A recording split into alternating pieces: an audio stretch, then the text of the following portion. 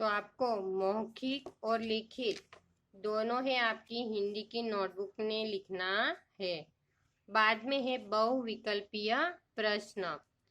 इसमें है किसने कहा, सही उत्तर चुनकर टिक लगाइए।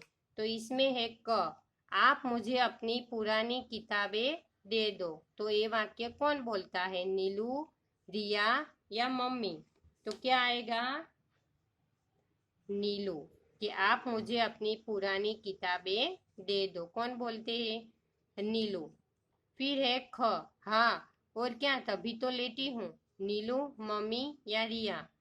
तो कौन बोलता है, रिया। फिर है ग, अरे मेरा लंच देना, मुझे देर हो रही है। पापा, रिया या नीलू? तो कौन बोलता है, पापा। फिर है घ, दवाई खाने का समय हो रहा है। नीलू, रिया की मम्मी, रिया? कौन बोलता है, रिया की मम्मी, के दवाई खाने का समय हो रहा है।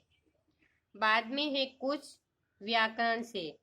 तो यहाँ पे क्वेश्चन 1 है, देखते हैं हम। भाषा में संक्षिप्तता लाने के लिए कभी कभी अनेक शब्दों के लिए एक शब्द का भी प्रयोग किया जाता है। कि भाषा में संक्षिप्तता यानी कि टूकान, टुकु के संक्षिप्तता लाने के लिए कभी कभी अनेक शब्दों के लिए एक शब्द का भी प्रयोग किया जाता है। जैसे एक साथ पढ़ने वाला, तो क्या कहलाता है, सहपाठी। के एक साथ हम पढ़ते हैं तो क्या बोलते हैं, साथ पढ़ने वाले को सहपाठी के कहलाता है। इस प्रकार एक शब्द के प्रयोग से वाक्य में परिवर्तन नहीं होता, लेकिन संक्षिप्त अवश्य हो जाता है। कि वाक्य के शब्द के प्रयोग में कि कोई परिवर्तन आता नहीं है और क्या होता है, संक्षिप्त हो जाता है।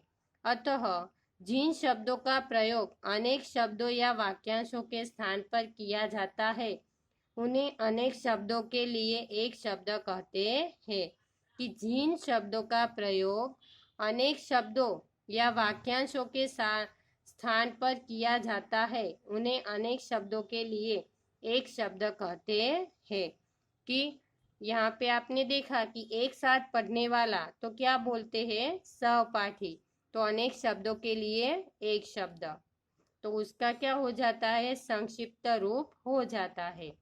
तो यहाँ पे देखते हैं, सही विकल्प चुनकर टिक लगाइए। तो इसमें है क, घर के लिए दिया गया कार्य। तो गृह कार्य या कक्षा कार्य, क्या आएगा, गृह कार्य।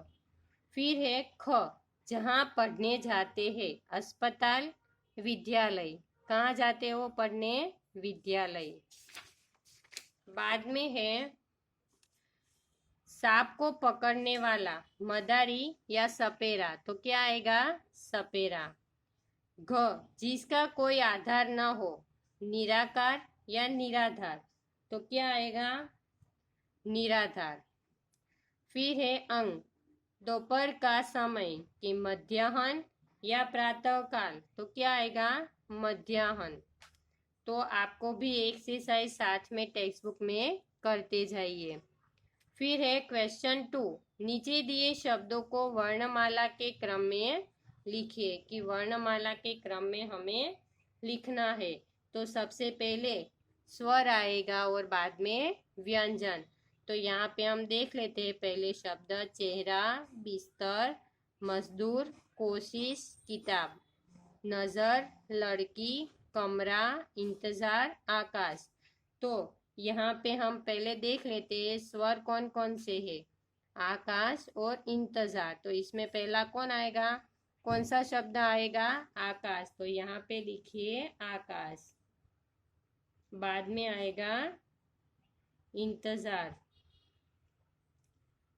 बाद में यहाँ पे देखिए क, तो क वाले 3 शब्द है, कि कमरा, कोशिश, किताब और कमरा। तो हमको क्या करनी है, पहले मात्रा देखनी है कि क, का, की।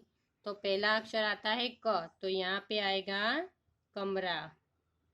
फिर आएगा का, फिर की, तो यहाँ पे आएगा किताब। बाद में आएगा कोशिश। बाद में है, कौन सा शब्द आएगा? चेहरा। बाद में आएगा नजर।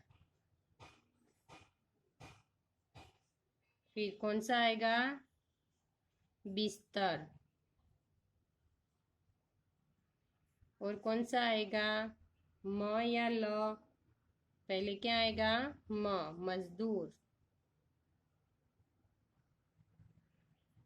और बाद में लास्ट में आएगा लड़की। तो आप भी ये एक्सरसाइज टेक्स्ट बुक में लिख दीजिए।